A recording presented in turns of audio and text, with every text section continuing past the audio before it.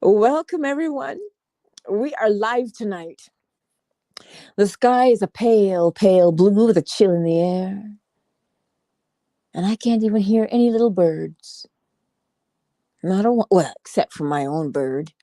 But other than that, it is one of those evenings where we hunker down and we get warm because of the chill in the air. You got your hot water bottle, you got your heated blanket. Let's snuggle in. Tonight's lecture: creating one new man instead of the two. Now, this is from April the 11th, 1969. We are told in Ephesians that He is our peace, who has made us both one, that He might create in Himself one new man in place of the two, so bringing peace, and that this one broke down the wall of hostility between the two. Ephesians 2, verse 14. Now, this bond of peace is not a doctrine or philosophy or any kind of abstraction. It is a person, an actual person. The being that will break down that wall of hostility between you and you are seated here. And the being that you really are is a person. That person is God. It is the Son of God, and the Son of God and God are one and the same person. What was that? The being that will break down that wall of hostility between you as you are seated here. And the being that you really are is a person. That person is God. It is the Son of God, and the Son of God and God are one and the same person. Now, here a lady writes a letter, and she said, Neville, I saw myself radiantly perfect, but I mean perfect. And yet I knew that we were two persons. I knew at one time, as I remembered, I was not perfect. I knew it. And I remembered when I heard the words, be ye perfect. And now I know that as I looked at this perfection, it was myself as I am now. So I woke, having seen this radiant being that I am, and she was perfect. Yet, as I woke, I stumbled into the door and then lost my temper and bawled out my children for pouring soap on my nice clean carpet. So it must have happened in some other dimension of my being, for certainly it was not where I lost my temper, when I saw my own perfection. She is right. While we are still wearing these garments of flesh and blood, let no one tell you that you will not lose your temper, that you will not do all the things that people do in this world. Are we not told that the perfect one, who was the pattern man when he said, go tell that viper Herod, are we not told in scripture of all these unlovely things that the perfect one said, you whited sepulchres, and all the other words that go with it?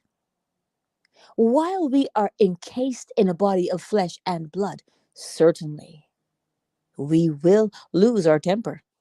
We react just, maybe not as we formerly did, but then we were not ashamed of what we did. But now we pick ourselves up as she did instantly. She lost her temper with her children for pouring, well, who wouldn't, soap on her nice clean carpet after this perfectly wonderful vision. So he is our peace, who broke down the wall of partition and made of the two of us, made one. Now, how is this brought about? We are told the primal wish of God was, let us make man in our image after his likeness. We are told that he who began a good work in you will bring it to completion at the day of Jesus Christ. Philippians 1, verse 6. We are told that Jesus Christ is the image of God, the perfect image, who reflects and radiates the image of God, the glory of God, and he is the express image of God. Well, now, That is the good work that is being done in us. And when that image can be superimposed upon the one who is doing it, and they are one, well then, you are God. There is only God in the world. There is nothing but God. So God actually took himself the limitations of man, just as you are. And he is working from within and working you into his image. And when the image is superimposed upon the one who is making it, it is not you and the image. You are the maker. You are God himself. Then he rises, enhanced by reason of the experience of making an image of himself that radiates his being and reflects his glory. So her vision was perfect, perfectly marvelous, all based upon scripture. Now here is another beautiful one. She said, Neville, I found myself in a beautiful forest, and here I am sitting on the ground, leaning against a tree.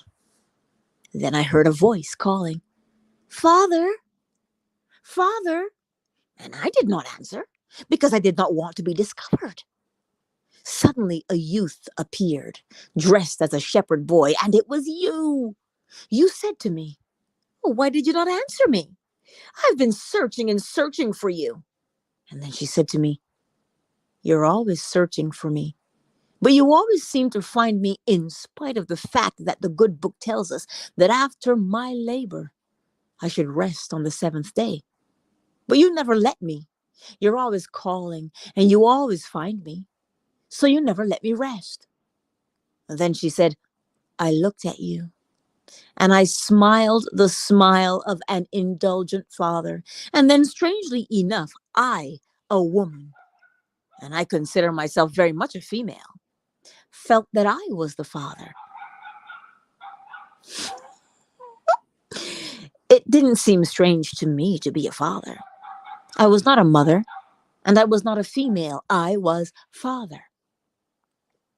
Now here is scripture. The 4th chapter of Galatians. When the time had fully come, he sent forth the Spirit of his Son into our hearts, crying, Father, Father. But the Father doesn't want to respond. As we are told in the 44th Psalm, rouse thyself. Why sleepest thou, O Lord? Awake. Well, it's bacchanal tonight, huh? Let me close the window a little.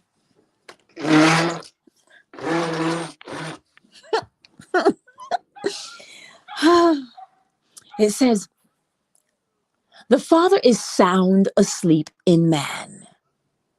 And when one awakens, who is called the Son of God, and all are the sons of God, that son awake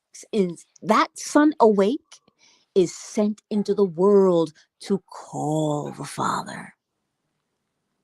And those in whom the time has fully come still do not want to respond. They always want to postpone the day of awakening, still holding on to these little garments of flesh and blood. But he always finds them.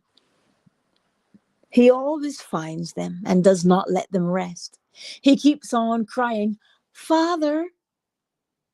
So we are told in the 5th chapter of John, truly, truly, I say unto you, the dead will hear the voice of the Son of God, and those who hear him will live. John 5, verse 25. Well, she heard him, so she is not far from the awakening. She heard him and recognized him. He was the shepherd boy, the one who was sent to do God's will, for he was the Son of God, and the Son comes only to do the Father's will, calling the Father in man to awaken. Awake, you sleeper, and rise from the dead. Ephesians 5, verse 14. So here in this world of ours, God became as we are, for the sole purpose of making us his image as he is. And when the image is completed in us, so it superimposes itself upon the maker of that image, and they are one, then it is perfect. As she said, I knew I was perfect, and I recall having heard the words, "Be ye perfect." Well, the completed sentence is, as your Father in heaven is perfect. So what? Be ye perfect as your Father in heaven is perfect. So I heard the words, be ye perfect. When you are perfect, the image is perfect. Well, then you become one with your Maker, and you begin to awake from this dream of life. And the awakening is the resurrection.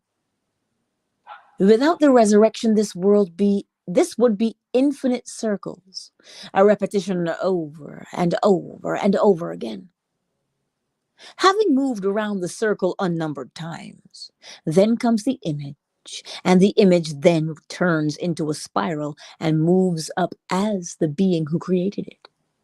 So here in this world, you can write all the documents in the world concerning peace. You'll never have peace. You can write every contract in the world between nations, between people, between everything. You will not have peace until He in you has so made you that you are as perfect as He is perfect, and the two become one. So He is our peace, who has made us both one and has broken down the dividing wall of hostility. He breaks it down between the two so they aren't two anymore. They're only one. And you walk without telling it to others, knowing who you really are. You tell it to the world, and they only mock you. They laugh at you. Because while in this world, as she is in this world, you will bump into a door and lose your temper, and someone else will ask in a way you think they should not, and you'll lose your temper, just as she did, even though she has seen her own perfection. So everyone in this world is here for a definite purpose. And when purpose is revealed, and it's only revealed through revelation, then it gives meaning to the whole of life. Without purpose, what has the world to offer? If tonight you owned everything that you could possibly buy with money, and you had all that it takes, and tonight your soul is called, no, you will not die, I assure you. I'm speaking from experience. You will not die. The world will call you dead, and they'll cremate you or scatter your dust, but you cannot die. But you are in a world just like this, going over the same things over and over and over again. Oh, maybe not in the same situation, but just as solidly real as you are now. Return to a lovely, beautiful form, 20 years old, to continue aging as we do here, to marry and to lose your temper, to bump yourself into doors once more, until finally the image is perfect. When it is perfect and superimposed upon the maker of that image, then up you go into this one body, one spirit, one Lord, one God and Father of all. And you are that one. That is the great temple, the living, growing temple, as we are told in Scripture. It grows, for it is added to every moment of time as one comes up and is incorporated into the living body of the living God. You will eventually know that you are that body, you are that spirit, you are that ultimate being that is God, the Father of all. It seems incredible as you sit here, a little person, as I stand here, a very weak little person. That is my destiny, to know myself, to be the creator of it all, the whole vast world, to share with all in a unity that one body, that one spirit, that one Lord, that one God and Father of all? Yes, all. And I am telling you what I have experienced, and having experienced it, sent back to tell it, to record it, for just a short while, in the hope that those who are on the verge of moving up in the same direction into the same body and the same spirit may hear it and be encouraged to know that one did do it. So then Paul makes the statement, I stand before you on trial, for the hope in that promise that God made to our fathers. O King Agrippa, why should it seem incredible to any of you that God raises the dead? Why? Is it not the promise of our fathers? You can search the scriptures. Where is the promise made? Right in the seed plot of scripture, which is Genesis. And we are told in Genesis, and the Lord said unto Israel in visions of the night. You read it in Genesis 46. In the visions of the night. And he said, Jacob, as you know, Israel was the name given to Jacob, and Israel means the man who shall rule as God. Not like God, as God. He is God. Jacob? And then Jacob answers, well, here am I. Then the Lord speaks to him, I am God, the God of your fathers. Fear not to go down into Egypt, for there I will make of you a great nation. I will go with you down into Egypt, and I also will bring you up out of Egypt. Genesis 46, verse 3 and 4. That was the promise. Well, you mean he only came down into this world? This world is Egypt. Egypt is not a little place in North Africa. The world is Egypt, and Egypt is the world of death where everything seems to disappear. It appears, it waxes, it wanes, and it vanishes. So everything in the world comes in, grows, wanes, and disappears. That is Egypt. I will go down into Egypt with you, but I will also bring you up again. I stand before you on trial in these chains for believing in that hope that God promised to our fathers.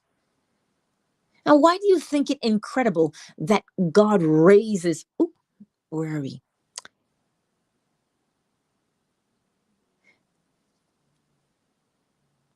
I missed it. Why do you think it incredible that God raises the dead? Acts 26, verse 6 through 8. We have no answer in scripture from the king. King Agrippa, he was the last of the great kings. That world was coming to its end, like our present British Empire. Well, it is coming to its end. Anyone born now who calls himself a prince is almost ridiculous in this fabulous world in which we now live. So they come in to inherit what? A fading empire. Not a fading, one that is gone. All its glory is gone. So he comes in still a prince, Prince of Wales, now in a matter of moments. And so here he stands in chains before the prince of that day whose kingdom was fading. And he still had to hold on to it. We are in this world, the same world here. It goes over and over and over. So I tell you, God actually, literally became you, just as you are, with all the weaknesses, all the limitations of the flesh. And there's no peace in the world for you until the image that is being formed in you by the maker of you is perfect, as he is perfect. Then they are superimposed one upon the other. Well, then, you awake from the dream of life, and you ascend into your true being, the being that is called the kingdom of heaven. That's your true home. Our commonwealth is in heaven. We are sojourners in this land that is strange to us. And we are enslaved while we are here and maltreated. All are beaten in this world.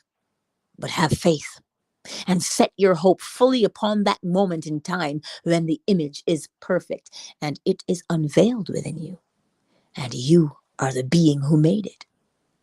Though you are the made, you are the maker. For the maker and the made become one as he breaks down the wall of partition of hostility between them. The maid, M-A-D-E, not the M-A-I-D.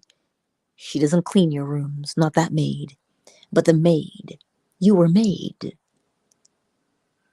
So though you are made, you are the maker. Then they aren't two anymore, only one. So you so you will return to your heavenly state as the God who came down, and you are enhanced by reason of the descent into Egypt. So it is as though you are speaking to another, but really, in the end, it is not another. I purposefully imposed upon myself this limitation. I have no sense of another now, yet formerly there were actually feelings within me of two. There were feelings within me of two. Now I have no feeling whatsoever of another. It is simply the one who formed me into his own likeness, and I awoke as he is.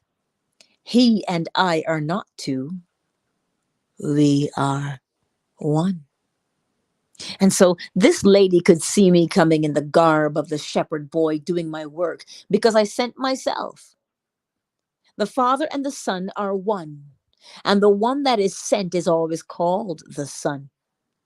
So he sends the Spirit of the Son into the world, into the heart of man, crying, Father, Father. Read it in the 4th chapter of Galatians, verse 6. And hear the man who hears it. In her case, she heard it. Yet in the very end of her vision, it didn't seem strange to her that she was a man and the man was a father. Here in this world, she is not married. She's very much a lady, but she is not married, but very much a feminine person. And in her own words to me, she said, I have always shied from marriage. The very thought of marriage to me was offensive, and the very thought of sex was always offensive. And here she is very much that retiring being, and still it didn't seem strange to her that she was not only man, but a father. The father who was hearing the word father being called, and he did not respond. He didn't want to be disturbed. For as she said in her letter, well, haven't you heard? Do you not know it is said in the great book that after my labor, I on the 7th day should rest? And you never let me rest. No, the Son of God never lets the Father rest. He is calling forever, awake, you sleeper. Awake. Why sleepest thou, O Lord? Psalm 44, verse 23. And so the Father in man really cannot fully awake until he completes his work. For he who began a good work in you will bring it to completion at the day of Jesus Christ. Ephesians 1, verse 6. And Jesus Christ is the image that he is forming in you. For that is the image of God himself, the express image of God who radiates and reflects the glory of God. So when it is completed, well then, you will awake. So I am crying and crying through the night in the forest, and she is seated on the ground. She's not alone. Others are hearing the same voice. For I tell you truly, said he, the dead will hear the voice of the Son of God, and those who hear will live. John 5, verse 25. They will awake from the dream of life and awake and return to what they were, only more glorious, more wonderful than they were when they descended from that exalted state. So everyone here is destined to fulfill that state. Everyone. Now tonight, we have quite a few friends. I haven't seen a few of them in years. They haven't heard anything like this because they haven't been with me in all the years. And so you will tolerate me for a moment to go back and pick them up where we left them off. I left them off with the law, not with the promise. They heard nothing from me about the promise unless they read my book that came out since I met them. They haven't been to my meetings. They told me tonight not since the evil. Well, that's a long time. And so the law and the promise was not brought out then. So for their sake, it is the same thing, only raised to a higher level. But for those who only knew the law, let me now pick it up for you. Just the law. The law is very simple. There are infinite numbers of states, infinite numbers. The state of health, the state of sickness, the state of wealth, the state of poverty, the state of being known, the state of being unknown. They are only states. You're always in a state. Every moment of time, you are only in a state. Now, the state to which you most often return constitutes your dwelling place. So we all have one state that we feel more at home in that state, and so we return to it moment after moment. That constitutes our dwelling place. But if it is not a pleasant state in which to live, we can always get out of it. But we remain in the state and try to get out of it through external means. And that is not what we teach. You do not get out of it by trying to pull wires from the outside, manipulating things on the outside. You get out of these states simply by a mental adjustment within yourself. As you fell into the present state either deliberately or unwittingly, chances are you did it unwittingly. So you are in a state, and you are the life of that state, and the state becomes alive and grows like a tree and bears the fruit of that tree.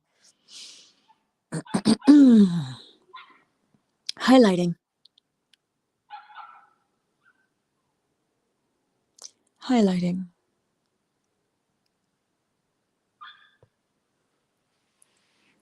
But you don't like the fruit that you are bearing. It may be the fruit of poverty, maybe the fruit of distress, the fruit of all kinds of unlovely things. Well, now, how do I detach myself from this unlovely harvest that I'm harvesting all the time? I do it by simply an adjustment in my own wonderful human imagination. I ask myself, what do I want instead of what I seem to have? What do? What do I want? I ask myself, what do I want instead of what I seem to have? Now, when I name it, I ask myself, how would I see the world if things were as I desired them to be? How would I see them? What would the feeling be like if it were true? Well, I know exactly what the feeling would be like were it true. I try to catch that feeling. And to aid the feeling, I imagine that I'm seeing people that I know well, and I allow them to see me as they would see me if what I am feeling were true. I let them see me in my imagination when the whole thing is adjusted in my mind's eye, so that they see me as I would see them, and it now produces in me the feeling I desire. And then I sleep. Oh, highlighting.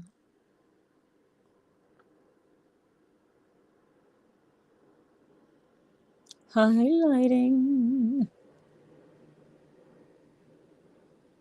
Really?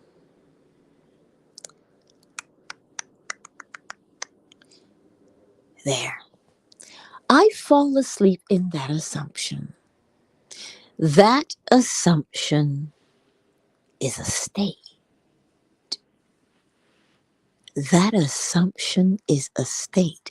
That is all that it is. It is a state. Now let me make that state as natural as I made the former state that I did not like. If I find myself returning to this new state constantly, well, all of a sudden it becomes natural. As going home tonight, it will seem natural to me to go home and undress and sleep in my familiar bed.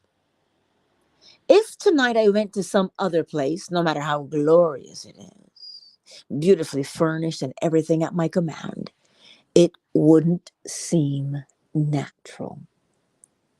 When I leave here to go to San Francisco or New York and go into those lovely hotels, well, certainly I pay much more money in these hotels than I pay in rent where I live, but it is not as comfortable and not as natural. So you go to a hotel and you pay $22, $23 a day. Well, I don't pay that sort of money in my rent, but it doesn't compare to my natural state where I am. I feel so natural when I go home tonight and just get into my bed, get into my place. Well, now you must make this state just as natural. Get this. At first, it seems unnatural, like buying a new suit or buying a new hat. It doesn't seem natural. So you walk down the street and no one knows you, but you have a new hat and you really believe that everyone who passes by is looking at your hat, that they can see a new hat. And they don't care whether you are living or not. But you are aware of the fact that it is new. And until it becomes an old hat in your mind's eye, you are conscious of the fact that you are wearing a new hat. Well, you are conscious of the fact that you are wearing a new state until you make it natural. So the state to which you most constantly return constitutes your place of home. I call it your home. Now, most of us have this great weakness. We know what we want, or we think we know what we want, and we construct it in our mind's eye, but we never occupy it. We never move into it and make it natural. I call that perpetual construction or deferred occupancy. We do not occupy it. I can have a lovely place where I think one day I'm going to go, but I keep on postponing the day and postponing the day, and I don't occupy it. I wish so-and-so were, and I name it. But I wish so-and-so were as I would like them to be. That's the state from which I view them. Well, I've had the state. I've built it. I've constructed it, but I don't occupy it. Perpetual construction all day long, I have the state. If she were only, and I name it, but I do not go into the state and view her from that state, I don't occupy the state. So she remains in my mind's eye in the unlovely state in which I see her. Now that's the world in which we live. Highlighting.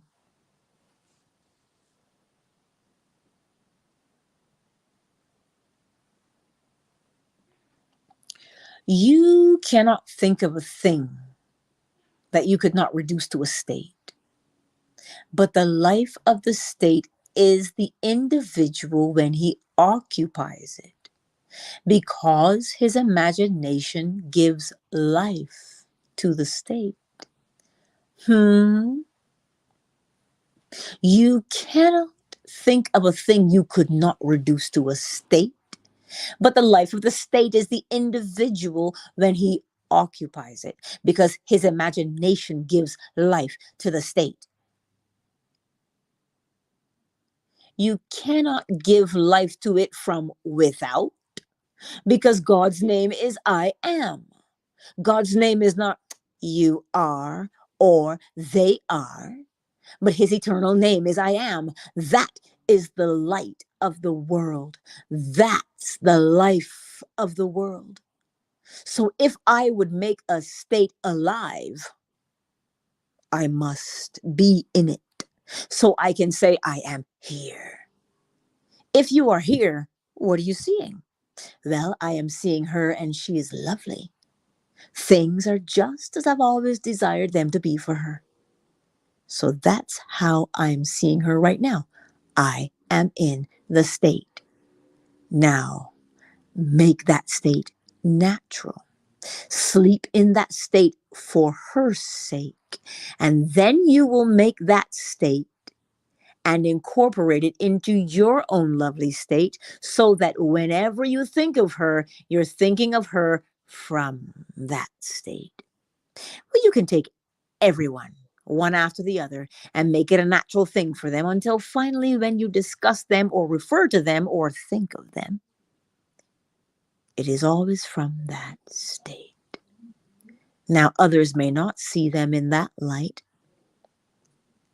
It doesn't really matter what they think. I'm quite sure if I took some survey concerning what people think of me in my small world, well, no two would agree.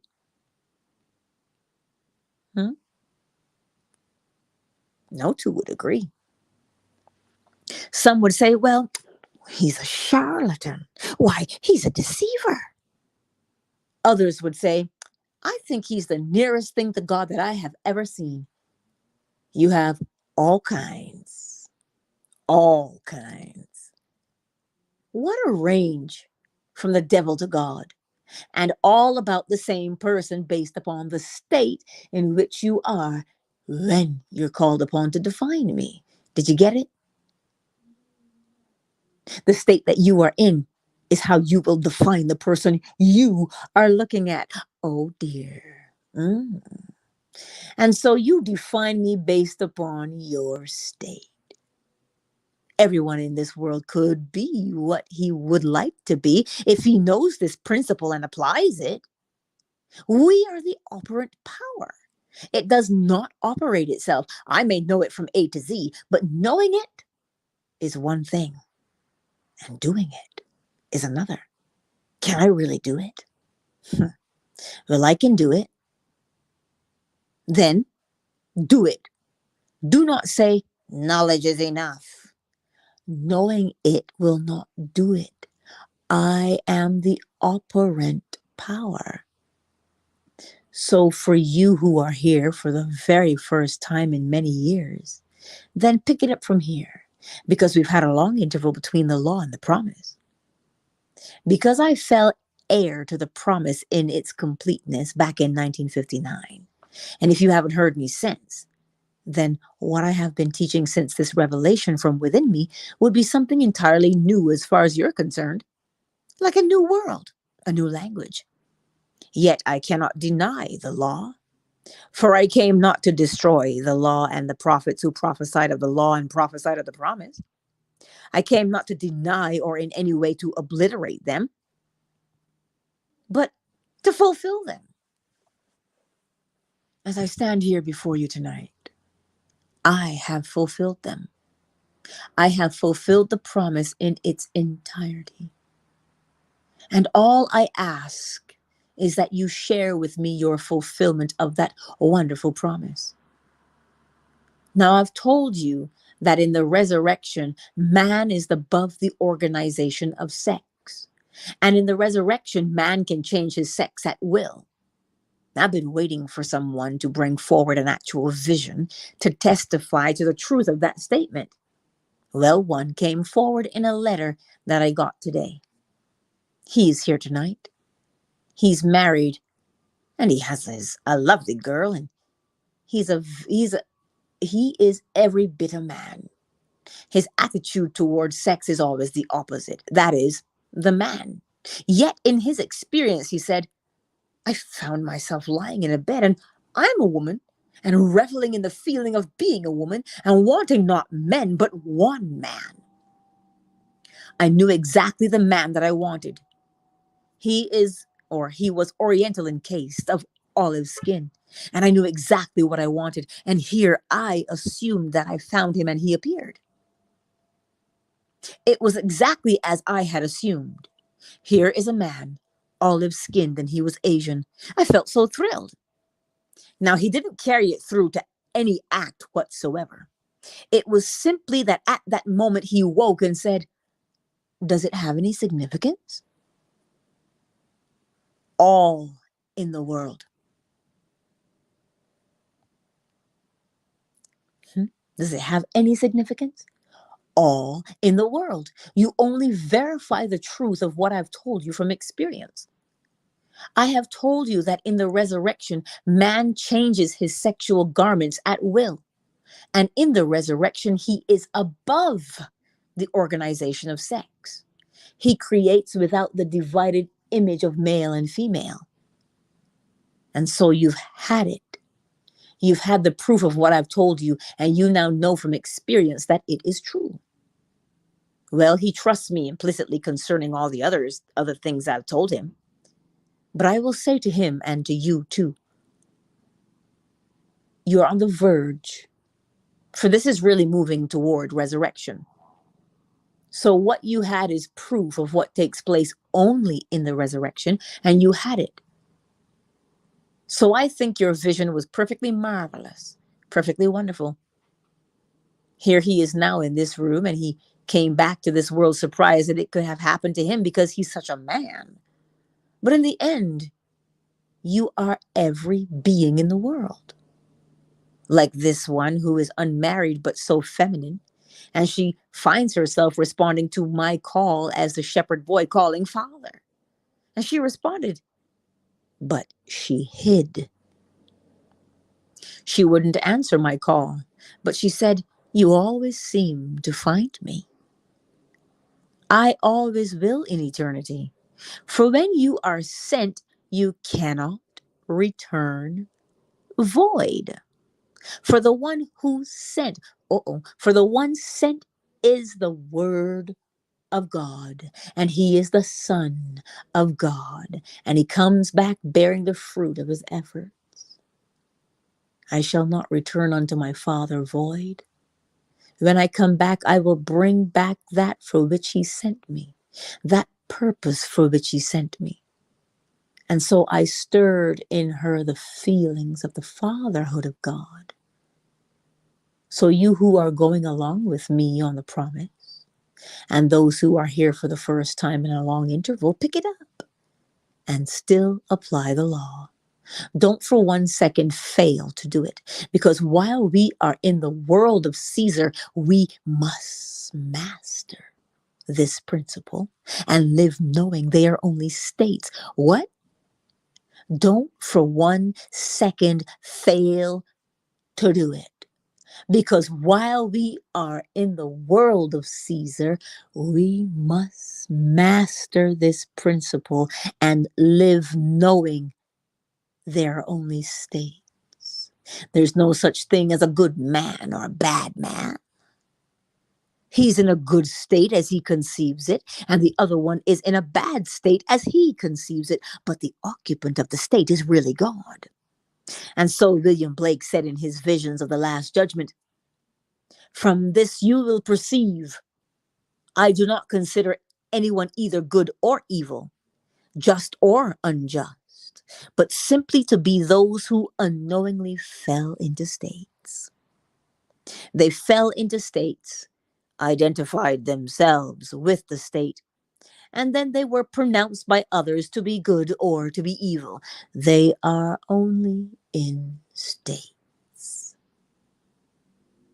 Highlighting.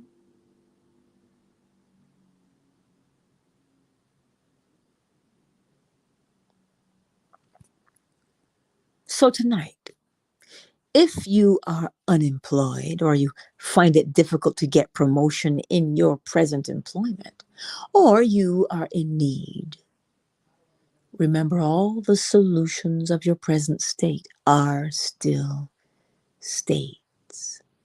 I hope I have made clear how you move into a state.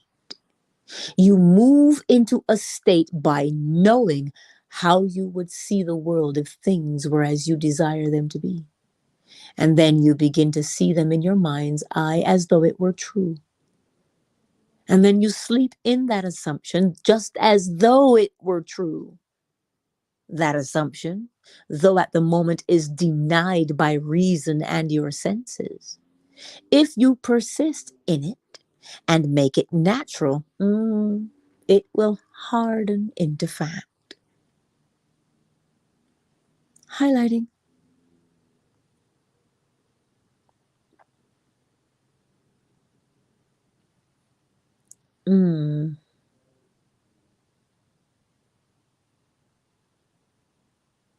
Highlighting.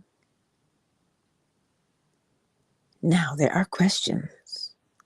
The first question: are there circumstances at times which conditions will cause reverse action to take place? I have had some circumstances work perfectly in which that which I have desired to manifest has done so. Yet there have been others that worked in the reverse fashion. An example: I wished to demonstrate an appearance of money, a certain denomination, and in so doing, I convinced myself I had received it already. It did occur, but in a rather strange fashion. About 3 months from that time period, I found myself in an auto accident which cost me exactly this amount of money that I had imagined to be mine. So literally, it was taken from me rather than presented to me. I feel that it was a result of that, but perhaps in some way I had misworked the principle at the time. What a beautiful question. Neville responds, well, I would not relate that as a reversal in that sense.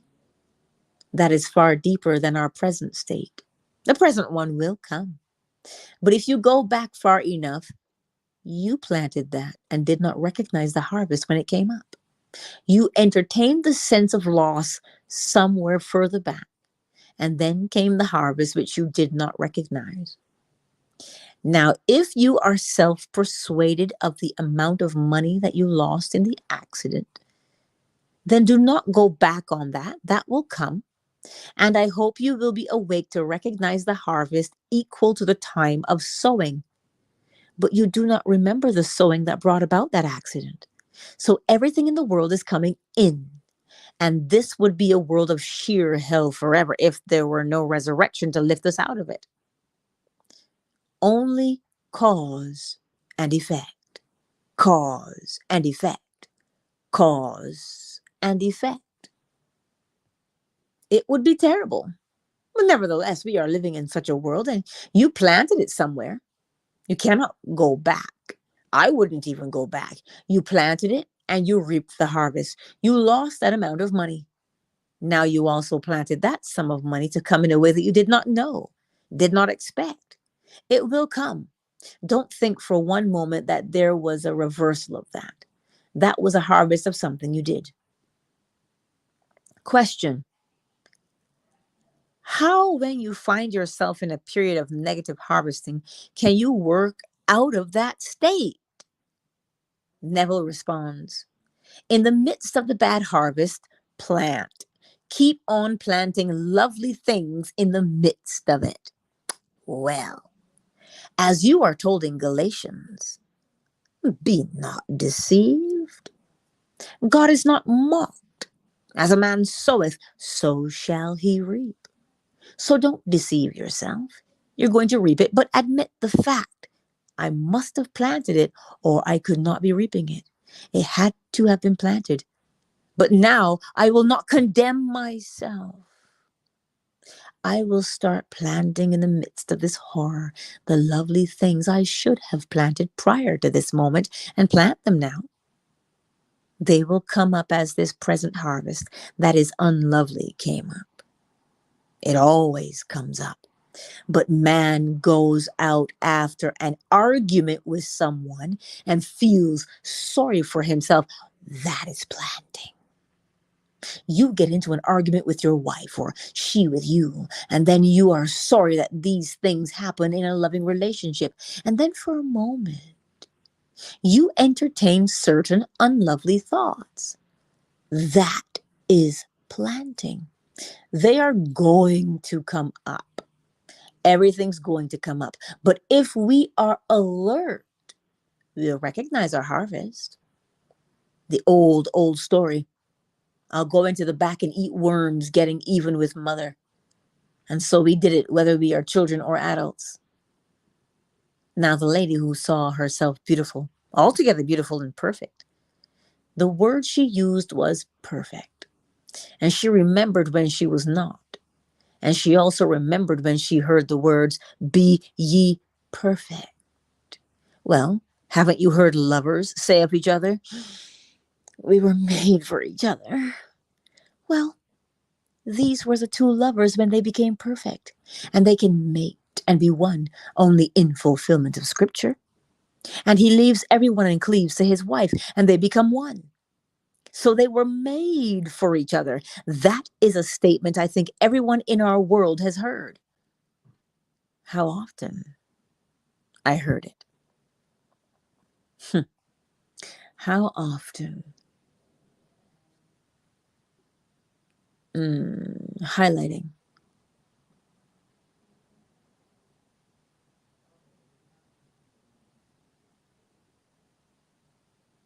There.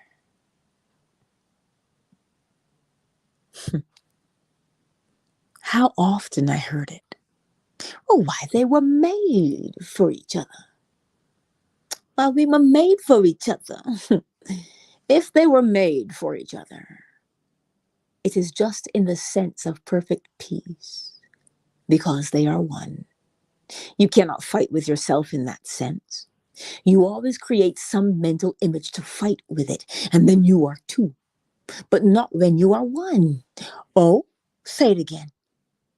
You cannot fight with yourself in that sense. You always create some mental image to fight with, and then you are two, but not when you are one. So if my image is superimposed upon me and loses itself in me as my very being, well, then we are one. Highlighting. So in the midst of an unlovely harvest, plant. Nations just like individuals. A nation has a 15% loss in its harvest in the course of a year. Well, all right, who's doing it? You find the world entertaining all these unlovely thoughts of a certain person, a certain family, a certain group, but the God in you sees only your heart. Oh dear. You find the world entertaining all these unlovely thoughts of a certain person, a certain family, a certain group, but the God in you sees only your heart.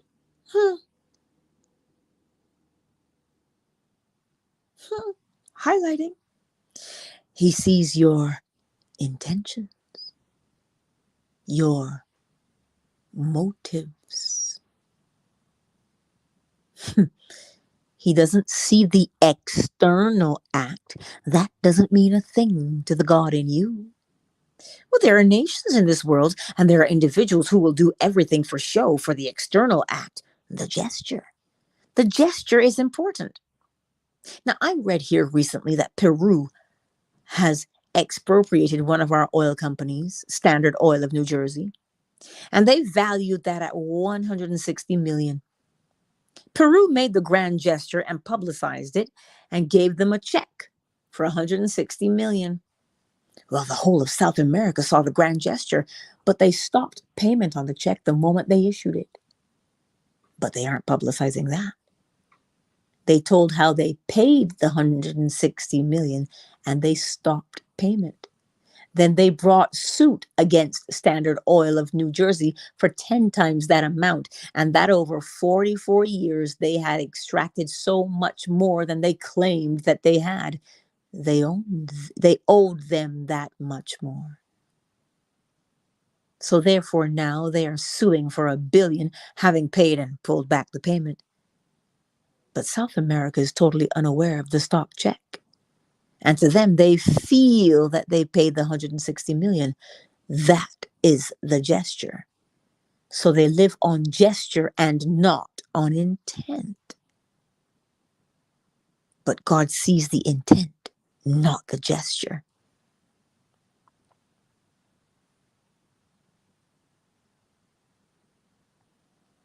So when the sons came before him, and the first one was tall and majestic, he said, I have rejected him, Samuel thought.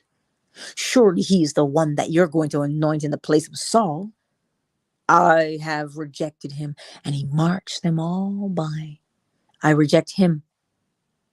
Then came the last one, David, and he said, Rise and anoint him, for this is he. 1 Samuel 16, verse 12.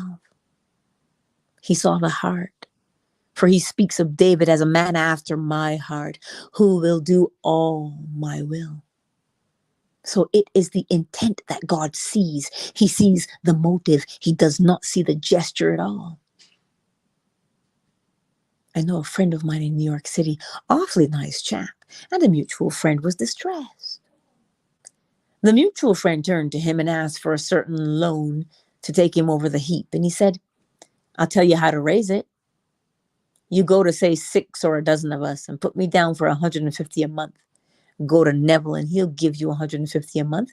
And then Neville's other friends, and you'll raise, say, $1,500 a month. Say to all of them, don't look for 1 penny of this money until 6 months goes by. In that 6 months, I will find a job and I'll be on my feet. So he made the gesture. Put me down for 150. So on the strength of that, he came to me and said, well, all right, well, put me down for 150.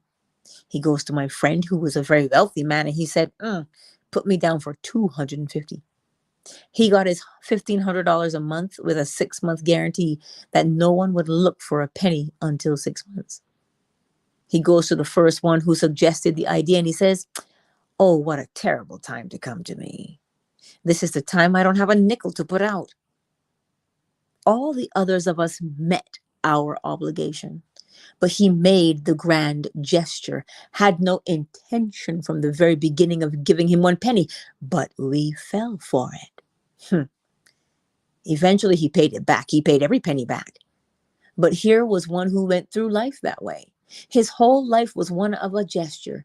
He owed every person in town and went right through always this grand gesture, owning apartments, owning cars, owning country homes, owning all kinds of things, and owning nothing. But he lived that way in the grand gesture. Well, God sees only the heart, sees the motive, the intent, and does not see the gesture. And the world has so much to do with gesture, to be well dressed, to be presentable, and all these things. God does not see that. That is something that no one sees. He sees. He sees the motive behind the gift of bread. Was it given with the intent of one day demanding more? Or was it given without hope of return, no thought of return? Oh, I could tell you these stories time and time again because I'm speaking from experience.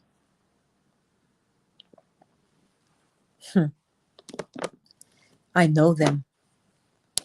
One chap in New York City came on when I didn't have any money, didn't have much, and I thought it was his pleasure.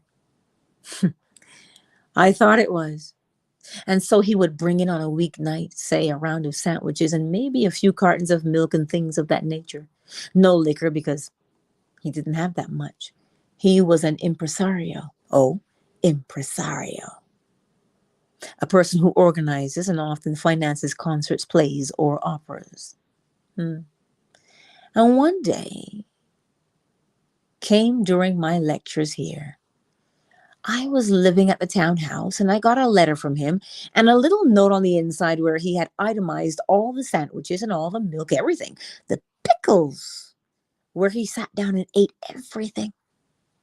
And not I alone, but 5 or 6 of us got around and ate. He brought it in and that was his pleasure. We thought it was his pleasure. He itemized the entire thing and then sent me the whole thing and said he wants the money immediately. So I sat down and wrote him a check and sent it off to him. Then he wrote back asking if I could let him have now $500. I said, no, thank you. So I sent him the check. He brought it up to something like $350. Well, in those days, you could buy a sandwich for 20 cents. How he arrived at that figure, I'll never know. But it came to $340 and I sent it without question. I sent him a check for $340. So he went to his little grave about 10 years ago and he's gone forward. At least that account has been closed. Like Socrates, give him a cock, I owe him a cock. There's one thing I must pay before I die. I'm taking the hemlock tonight, but please give him a cock because I owe him a cock. So he went off with his slate clean. As far as he's concerned, my slate is clean. I gave him the $340 but I don't know how he arrived at $340 when he brought it in as his grand gesture. He wanted to have a feast, and it was our place. So he came into my apartment, and we put on the coffee and made coffee. And then he would have milk, and he brought all these things. Then he had itemized it and kept it, even gave me the dates. Well, how could I check it? So you see, he was doing everything with an intent. And that gesture was as phony as a $3 bill. So in this world of ours, be normal, be natural. You do not have to do anything to anyone. Go within yourself and appropriate a state. Then if it takes 10,000 people to aid the birth of that state, 10,000 people will come without their consent, without their knowledge. Then they won't have to send after many, many years a little bill saying how good and Christ-like and generous you were, and pay it up and pay it now.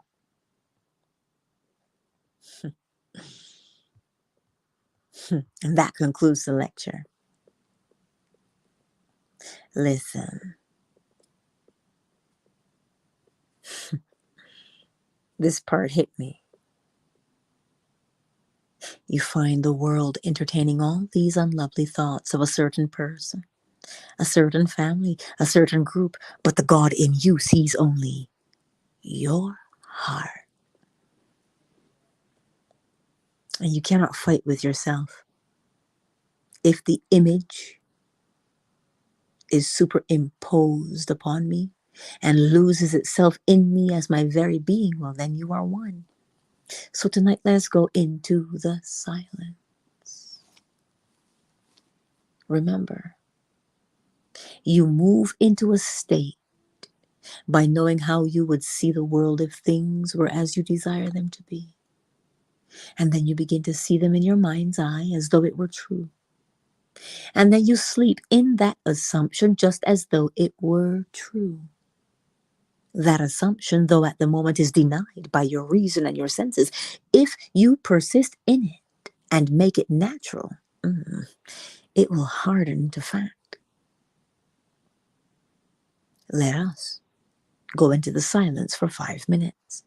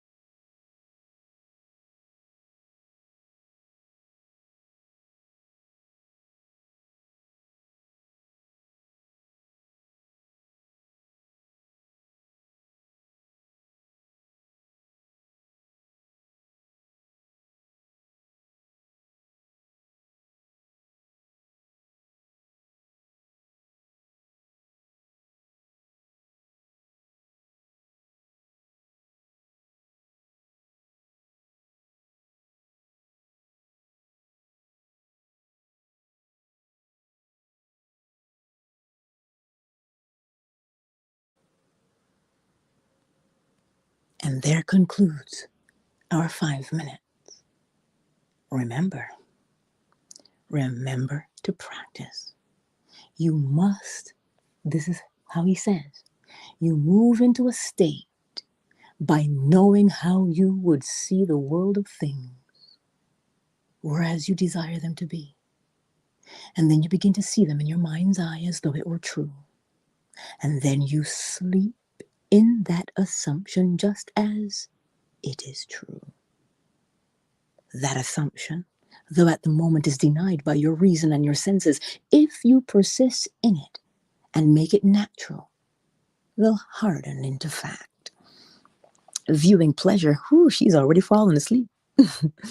Wisdom Almighty, Renee, you guys are here on YouTube and Facebook and Twitter, of course, is the Replay Gang. Moon and Duck, Miss Fawn, Miss KZ, Flo Smiles, Oracle Treehouse, and That Deal. Thank you all for spending your evening with us. Rest well. Countdown initiated. 5, 4, 3, 2, 1. A little bit nice, say good night.